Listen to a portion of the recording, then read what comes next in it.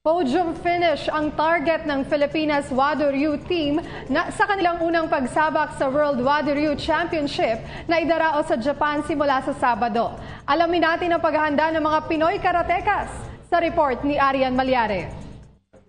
Pamumunuan ni 2016 Vietnam Open gold medalist John Enrico Vasquez ang kampanya ng 10-man Filipinas Wado Ryu team na sasabak sa 8th International Wado Ryu Karate Championship sa Japan. Makakasama ng 15-year-old Dagupan City, Pangasinan-based athlete mula July 30 to 31 tournament ang iba pang prize karatekas ng grupo na sina Alexis Luis Nunez, Jude Michael Yuson, Joanna Yuson, Abigail Aldrin at Arian Brito, Ren Jericho Bustujo, gayon din sina Vishnuana at Narayana Messina.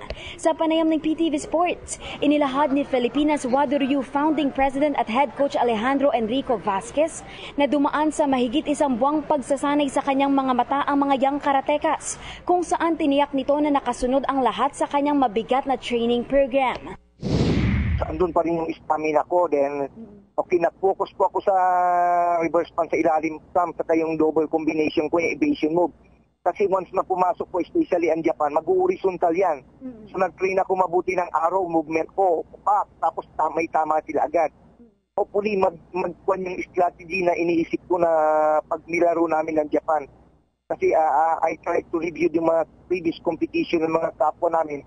Kasi kapwa namin wado yan kaya ako But then, siyempre, sabi ko, this Japanese have the technology because they are the one who invented karate. Pero sabi ko, mas mautak ang Pilipino. Kaya tingnan natin. So, yun lang nag-prepare po ito, the arrow, yung movement. Pag umatake sila, pag hindi sila umatake, the same po, papasukin namin sila sa ilalim. At dahil lahat sa mga miyembro ay first-timer na lalahok sa World Wado Ryu Championship, tiwala rin si Vasquez pagdating sa medal chances ng koponan. Ayaw kong magbitaw basta lalaban kami kasi Japan po yan hindi previous competition kasi we have been fighting hindi po sa Japan po nakakarap natin siyempre mga Southeast Asia practitioners.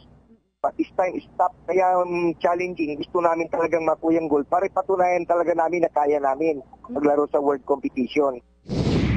Samantala, nagpaabot din ng suporta ang Philippine Karate Do Federation o PKF sa mga young karatekas na sasabak sa Japan Shopee. Natutuwa ang pamunuan ng Philippine Karate Do dahil ang mga grupo natin at mga miyembro sa Pilipinas ay umattend at para i-represent ang ating bansa sa iba-ibang klaseng karate championship. Naniniwala ang pamunuan ng Philippine Karate Do Federation na magiging magandang resulta nito. Nasa 2,000 dekalibreng karatekas ang makakatapat ng Filipinas Wado Ryu team sa Japan simula sa Sabado. Arian Malyare, PTV Sports.